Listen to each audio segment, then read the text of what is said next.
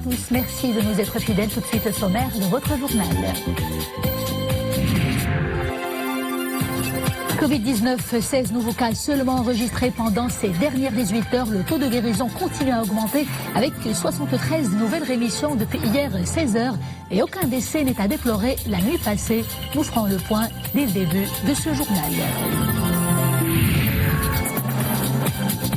En ces temps de confinement généralisé, vous êtes nombreux à faire du digital votre grand allié, d'abord pour vous occuper et puis pour maintenir les liens sociaux avec vos familles et vos amis. Nous suivrons un reportage à Casablanca.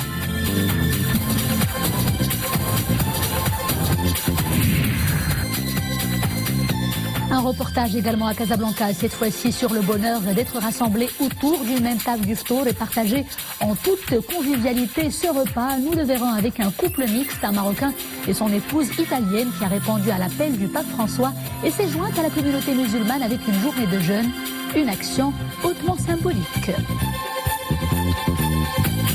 Bonjour, Covid-19, faisons d'abord le point sur l'évolution de l'épidémie. Enfin, 16 nouveaux cas seulement enregistrés pendant ces dernières 18 heures, une baisse considérable par rapport à la moyenne des nouveaux cas apparus ces derniers jours. Le total des cas confirmés est de 6623. Avec 73 nouvelles rémissions, le nombre de cas guéris s'élève à 3383. Et aucun décès n'est à déplorer pendant ces dernières 18 heures. Notez également que le nombre des cas exclus après des résultats négatifs d'analyse au laboratoire est de 73 882 cas. Pour gagner le combat contre le Covid-19, la médecine militaire continue d'épauler son homologue civil sur haute instruction de Sa Majesté le roi Mohammed VI, chef suprême et chef d'état-major général des forces armées royales. Cette mobilisation indéfectible et sans précédent concerne aussi bien les moyens médicaux que le personnel médical et paramédical qui travaillent main dans la main pour venir à bout de l'épidémie et prodiguer les soins nécessaires aux patients dans les meilleures conditions. 2 hôpitaux militaires de campagne ont été déployés en des temps records, rappelons-le, à Nouassar et Ben Slimane.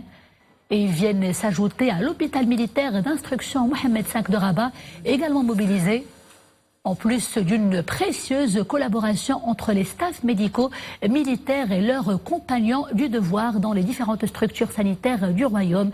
Et rappelons que le Maroc a célébré hier jeudi le 64e anniversaire de la création des forces armées royales. Comment évoluent les différents indicateurs et quelles conséquences sur la prolongation ou non du confinement? Réponse attendue dans 3 jours. Le chef du gouvernement présentera effectivement lundi devant le Parlement, je cite, le développement de la gestion du confinement pour l'après-mai. Ce sera à partir pour l'après 20 mai. Ce sera à partir de 13h.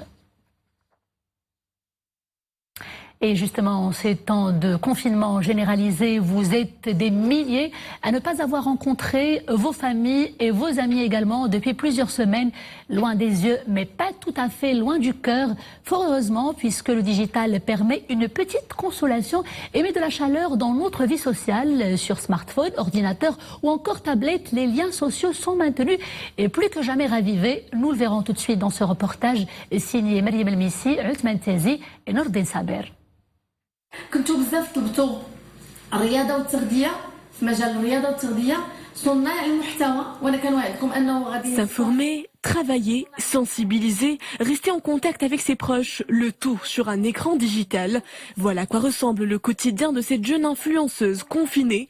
Jihad El-Garmat se sert du digital pour diffuser une dose de positivité auprès de sa communauté, une volonté qu'elle affiche encore plus pertinemment en ces temps de confinement. كيفاش غادي نساهموا في المغرب الجديد اولا نكونسوميو les produits marocains. Aujourd'hui, ce qui est nouveau et ce qui est bien surtout dans ces lives, c'est qu'on peut avoir toutes les informations depuis chez nous. C'est qu'on peut poser toutes les questions aux spécialistes dans tous les domaines, depuis nos téléphones portables et depuis nos ordinateurs. Donc s'il vous plaît, restons chez nous, respectons les règles et les mesures de confinement pour qu'on puisse en sortir sain et sauf. Devant le souci d'atténuer l'inquiétude ambiante, les internautes en isolement se fédèrent autour des canaux de communication à domicile. Plusieurs parmi eux sont à la recherche de soutien psychologique, une main tendue par les spécialistes. Derrière leurs écrans, ils fournissent conseils et soutien à ceux pour qui le confinement est une protection physique, bien qu'il représenterait un mal psychique. Le digital nous a offert une nouvelle option de travail et au quotidien, nous entrons en contact avec les cas éloignés qui ne peuvent pas se rendre dans les cabinets médicaux, notamment les patients suivis avant la période de confinement. Nous poursuivons leur accompagnement via appel téléphonique, le cas échéant par message sur des plateformes adaptées. La communication se fait plus ouvertement via des directs où l'on répond aux questions des citoyens et essayant d'apaiser leurs inquiétudes, surtout celles concernant l'impact psychologique engendré par le Covid-19. Isolés mais à l'abri de l'infection, les citoyens adhèrent aux mesures de confinement et en profitent grâce au digital pour raviver leurs liens familiaux, le réseau d'amitié, pour suivre ce qui se passe dans le monde, le tout en gardant une bonne santé morale.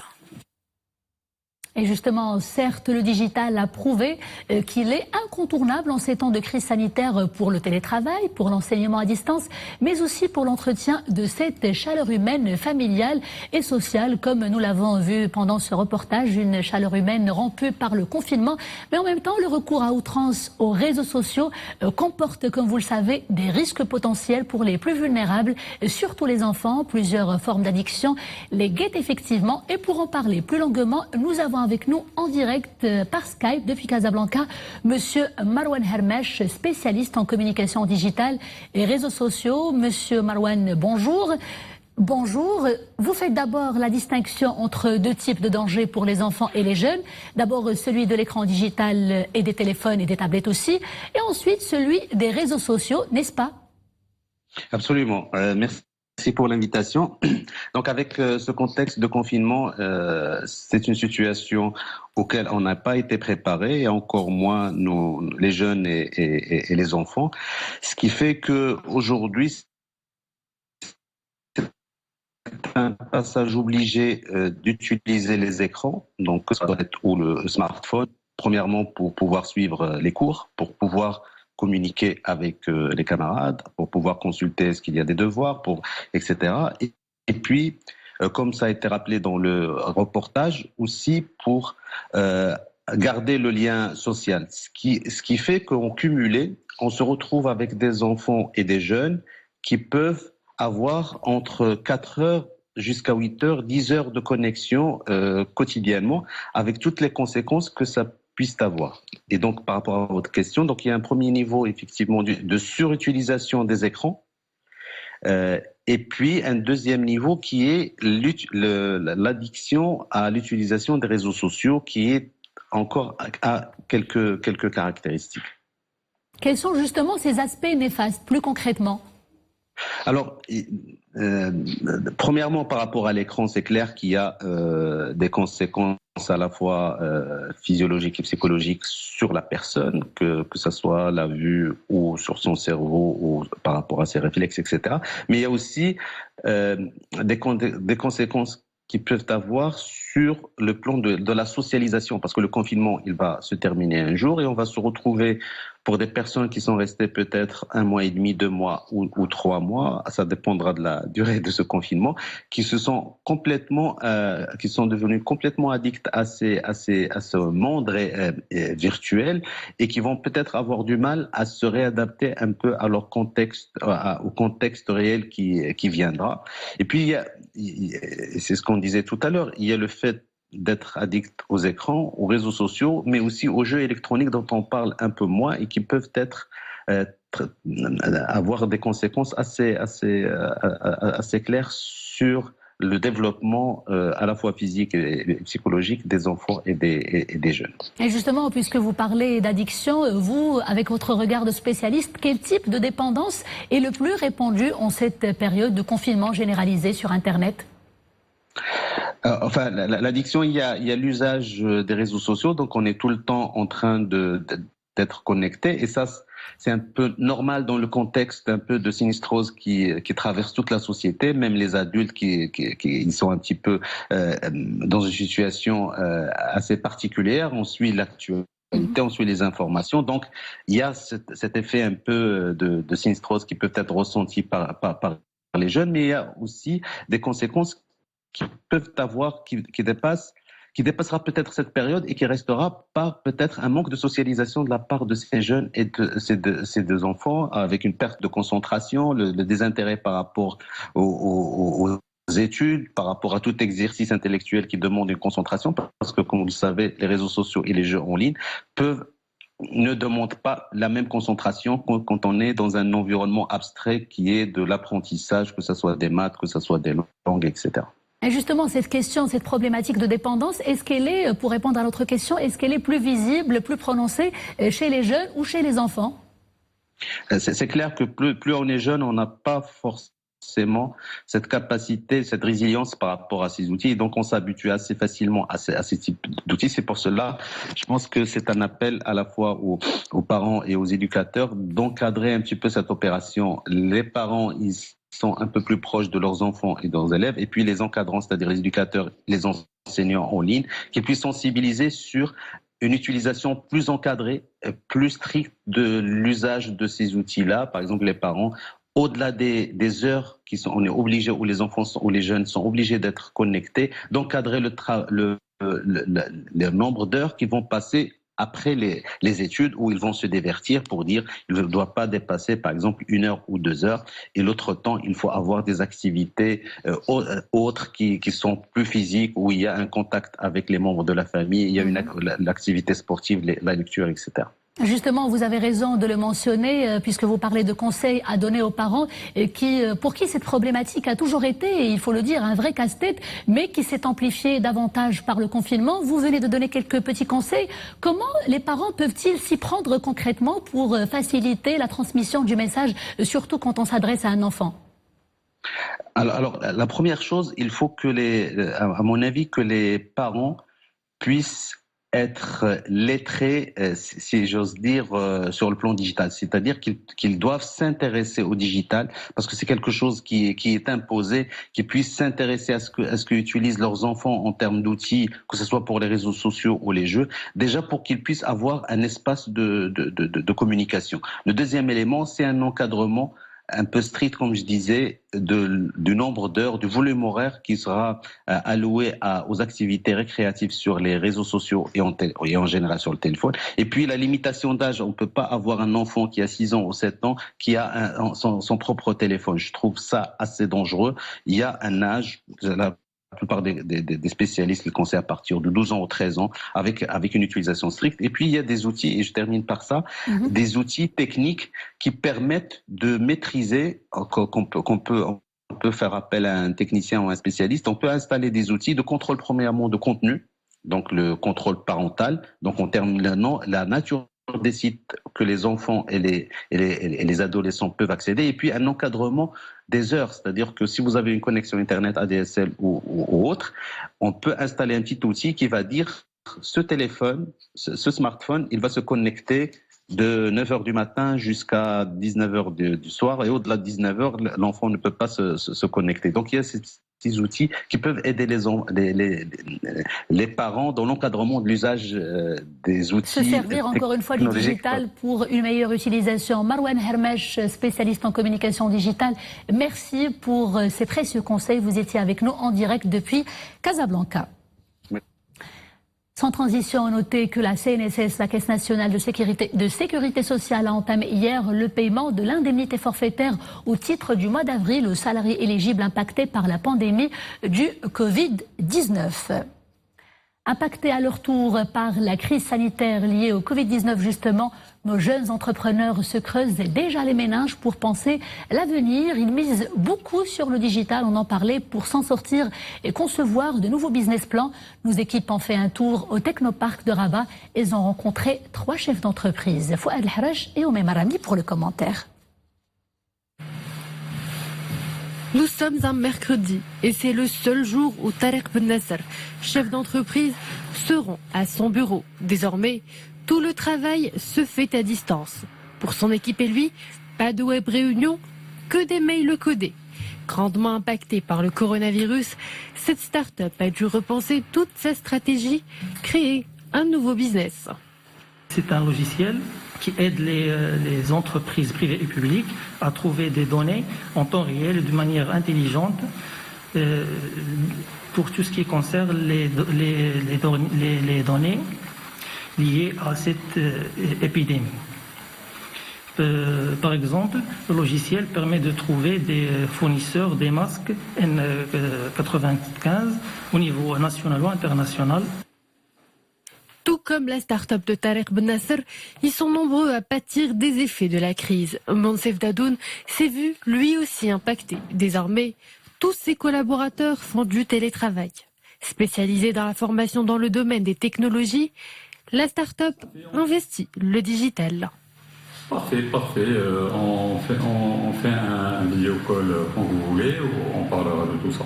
Aujourd'hui, on a pu, avec notre plateforme e-learning, de démarcher plusieurs marchés au niveau du Maroc et au niveau de l'Afrique aussi. L'idée de cette plateforme, c'est que l'utilisateur, le participant peut avoir tous ses cours via cette plateforme. Il peut aussi s'exercer via des quiz et via des jeux ludiques, afin qu'il puisse bien sûr assimiler toutes les parties du cours. Le web, ce nouvel Eldorado convoité par tous pour passer cette période critique. Mais pour cela, encore faudrait-il trouver des clients pour leurs nouvelles applications. Plusieurs entreprises et plusieurs secteurs qui ont été affectés par ce coronavirus. Et d'après ces entreprises, il y a des clients potentiels avec lesquels on peut travailler. Donc, comme ça, on trouve des difficultés à consulter des nouveaux clients et à trouver des clients potentiels pour compléter notre activité. Au Technoparc de Rabat, ils sont plus de 13 startups, 23 PME et 13 porteurs de projets. Actuellement, ils ne sont pas plus de 7 personnes par jour à se rendre dans les locaux du Technoparc. La majorité prennent le télétravail. Et à présent, cet appel papal lancé depuis le Vatican en ces temps difficiles que l'humanité traverse, un appel fédérateur et plein d'enseignements. Le souverain pontife a appelé les croyants de toutes les confessions à s'unir à la communauté musulmane avec une journée de jeûne dans l'espoir de vaincre la pandémie. Une manière d'implorer Dieu, le Tout-Puissant, de protéger toute l'humanité de tout malheur et d'aider les scientifiques à réussir à trouver un remède, selon les mots du pape François. Et l'appel papal a été justement entendu et suivi par un grand nombre de fidèles à travers le monde, des bonnes volontés qui ont spontanément adhéré à ce message humanitaire qui nous rappelle qu'en temps de crise, la solidarité collective peut s'imposer comme un rempart contre toute tragédie. À l'heure du ftour, nos équipes se sont invitées dans le foyer d'un couple mixte, un couple maroco-italien à Casablanca, une ambiance conviviale où 3 générations baignent dans la foi, la spiritualité et le partage, l'essence même des 3 religions monothéistes. Mostafa Ouadda et Dominique Orlando pour le commentaire. Dans quelques minutes, il sera l'heure très attendue du ftor. Toute la famille se démène avant de se réunir à table, comme c'est le cas depuis le début de ce mois sacré du Ramadan. Mais ce jeudi soir, à la différence des autres jours, il y a une convive exceptionnelle qui a choisi de s'associer aux jeunes du reste de sa propre famille. Madame Marina est italienne, elle est catholique, son époux depuis près de 50 ans est quant à lui marocain et musulman. À l'invitation du pape François, elle a décidé de jeûner elle aussi et ainsi s'associer à cette communion commune. D'habitude, j'assiste aux jeûnes que ma famille fait, mais moi je le fais pas. Et aujourd'hui, ça m'a fait plaisir et surtout qu'on puisse prier ensemble pour ensemble Dieu, pour que peut-être plus on est nombreux, plus on a d'espoir de réussir qu'il arrête cette pandémie. Et donc, j'ai adhéré, je suis très contente. Vous pensez que la prière collective peut participer à un meilleur monde ? Oui, bien sûr. Et oui, soit parce que on est plus nombreux, mais même le fait parce que on dépasse le fait d'être des religions différentes, on dépasse les différences qui en réalité ne sont pas des grandes différences, vu qu'on croit tous en Dieu. Pour l'ensemble de ces 3 enfants et aussi de ces petits-enfants, la reconnaissance et l'émotion sont grandes. Elles sont même teintées d'une douce fierté bien perceptible. Nous, bien sûr, ça nous a fait énormément plaisir. C'est partager quelque chose encore plus. Déjà, bon, chaque jour on s'assoit, on mange ensemble, mais là, savoir que tout le monde a jeûné, c'est un partage en plus, donc c'est un plaisir en plus. C'est une belle chose. Je trouve que c'est vraiment un beau geste de solidarité, surtout le fait que tout le monde soit uni. Donc en fait, c'est un peu parce que en fait contre le virus, on est tous unis, donc je trouve ça vraiment beau. Qu'est-ce que vous pensez de cette initiative du Saint-Père d'avoir invité les catholiques du monde à jeûner aux côtés de nos frères musulmans? C'est comme pour une mélodie, un orchestre, il faut tout un orchestre. S'il y a un musicien qui manque, la mélodie ne sera pas bonne, et donc je trouve que c'est vraiment formidable, et que si on réussit à jouer toute la composition, Inch'Allah, peut-être réellement on va y arriver, et que ce Covid-19 nous quittera une fois pour de bon. Et que dire de l'émotion suscitée par le jeûne de Madame auprès de Monsieur son époux? C'est le plus grand cadeau qu'il m'a fait. C'est extraordinaire. Magnifique. Magnifique comme cette journée exceptionnelle que nous avons passée littéralement tous ensemble, unis dans la prière et dans l'abstinence, unis également dans la conviction que si Dieu sait qu'en nos cœurs il y a du bien, alors il nous comblera de ses bienfaits. Un beau moment de communion, effectivement. L'ambassadeur du Maroc auprès de l'Office des Nations Unies à Genève, Omar Znebar, a souligné ce matin l'attachement du Royaume à une réponse à grande échelle, multilatérale et multidimensionnelle pour faire face aux effets de la pandémie du nouveau coronavirus Covid-19 dans le monde. L'attachement du Maroc au multilatéralisme dans la lutte contre cette pandémie se matérialise par le soutien au plan et aux initiatives du secrétaire général des Nations Unies, ainsi qu'à d'autres initiatives auxquelles le Maroc contribue activement, citant entre autres l'initiative du groupe ministériel de coordination sur le Covid-19 qui comprend 13 pays sur 4 continents, la déclaration commune de l'Alliance pour le multilatéralisme et le groupe de soutien à la riposte mondiale aux maladies infectieuses. À présent, les couleurs du ciel avec ce bulletin spécial de la météorologie nationale. Ce soir encore, des averses orageuses localement fortes accompagnées de rafales et de vents et de la grêle aussi par endroits sont attendues dans plusieurs provinces du royaume au moment où il neige sur les hauteurs de l'Atlas. Sur ces images, le Haut Atlas justement du côté de la station de ski de Loukaïmden. Les précipitations vont concerner, notez-le, les provinces d'Azilal, Al-Haouz, Bni Mellal, Boulman, Taroudan, Tazar, Nefra, Stad, Sfro, Qaïb Saleh et Midelt.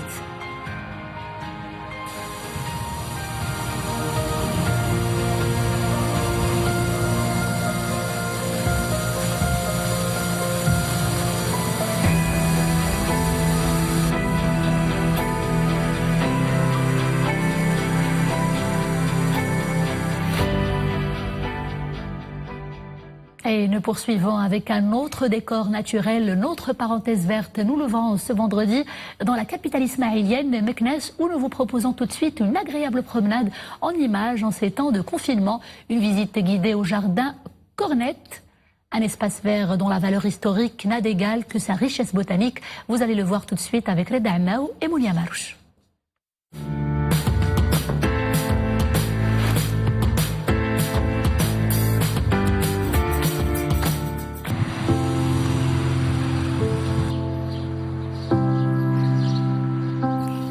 Alignés, ces palmiers apportent un peu de l'ombre sur les chemins et veillent sur cet écrin naturel. Érigé au centre de la capitale ismaélienne, le jardin Cornette, un îlot de fraîcheur qui se fond parfaitement dans son environnement urbanistique.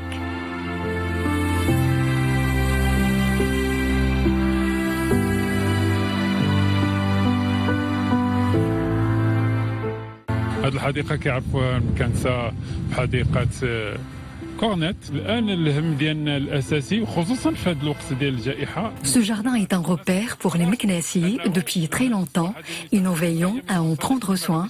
Les jardiniers l'entretiennent même en cette période de confinement pour qu'il soit dans sa belle parure. الحالة ديال الحجر كيخرج غير واحد الساعات قليلة للمدينة فخصو يشوفها في واحد الحلة اللي تكون مناسبة.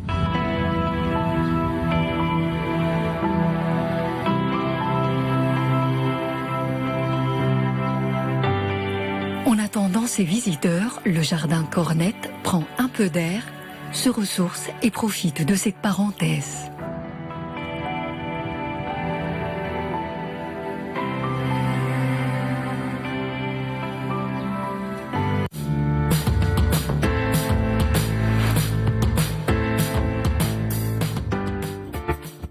Un bel écrin naturel à retrouver effectivement et bien sûr après le déconfinement. C'est la fin de ce journal, merci d'avoir été des nôtres. Dans quelques instants vous avez rendez-vous avec Zoubeida El Fathi pour le JT en langue espagnole. Quant à moi je vous dis à demain, toujours avec grand plaisir. D'ici là, portez-vous bien.